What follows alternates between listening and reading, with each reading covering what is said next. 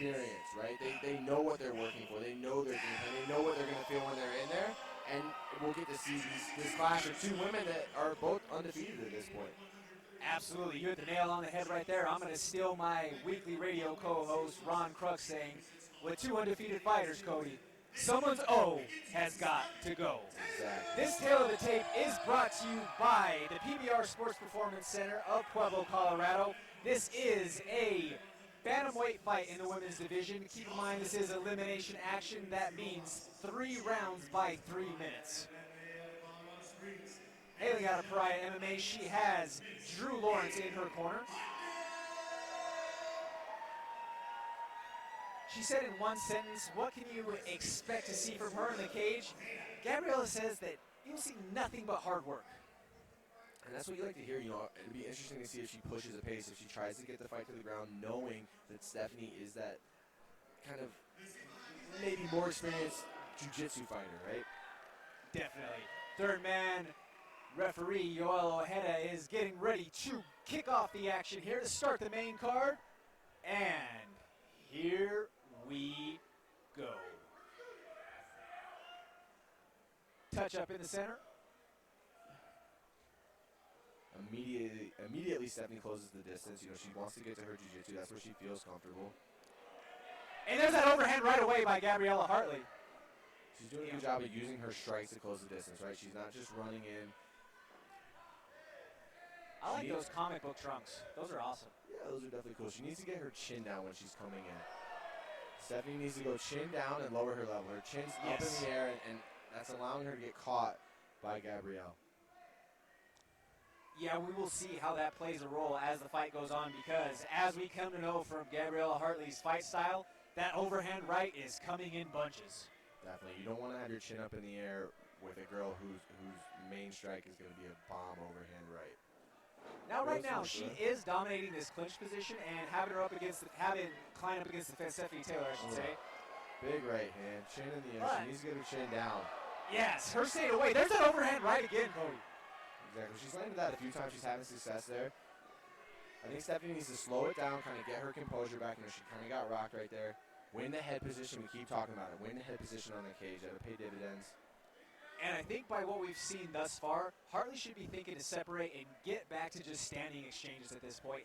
Don't get into the muddy waters with a strong jiu-jitsu player. I agree completely. She's having a lot of success on the feet. She's stunning her. She's kind of rocking her a little bit. She should break off here and make her frames break off, because this is where Stephanie Taylor thrives, and this is where she feels that she can. Do you think that this is where the experience factor comes in? Definitely. The fight IQ, trying to figure out what am I doing here. She should break off here and keep throwing that overhand right. She's found a home for it. She's got the distance.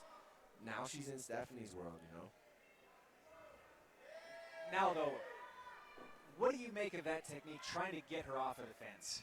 She kind of has her hands just circling everywhere. Now she got the under, though. She needs to get the frame. She needs to win the head position. See how they're ear to ear here? She needs to get her head in her chin, right? Stephanie needs to get the top of her chin, or top of her head in Gabrielle's chin.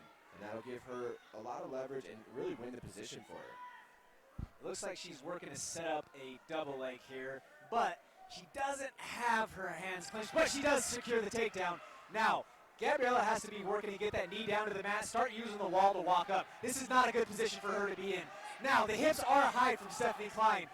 Let's see if she can hike herself out of the back. Going for the triangle and now going for the armbar. Oh, no, this is tight.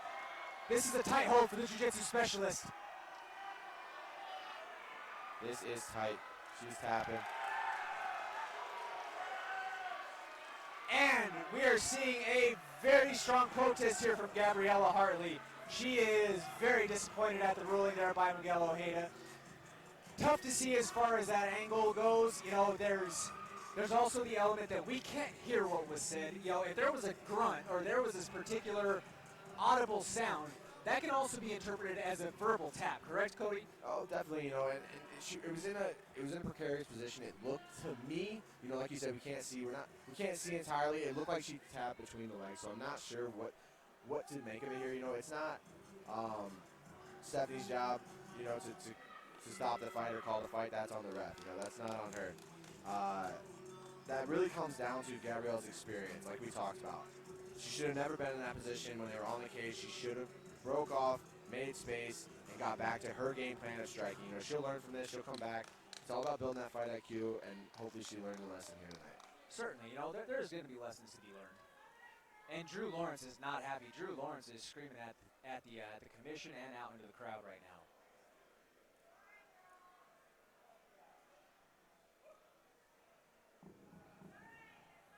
Ladies and gentlemen, with the official decision. Steps in at 2:45 of the very first round. Declaring your winner by submission via armbar, Stephanie Taylor.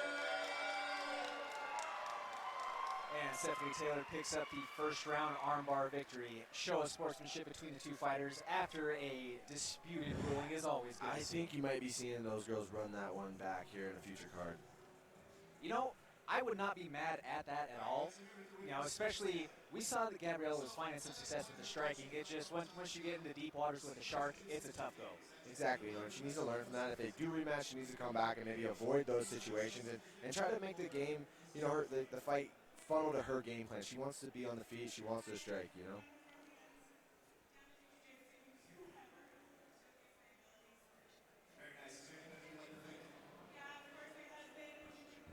Nonetheless, a great building block for someone like Stephanie, for Miss Taylor there. You know, it's a saying that is tried and true throughout all sports.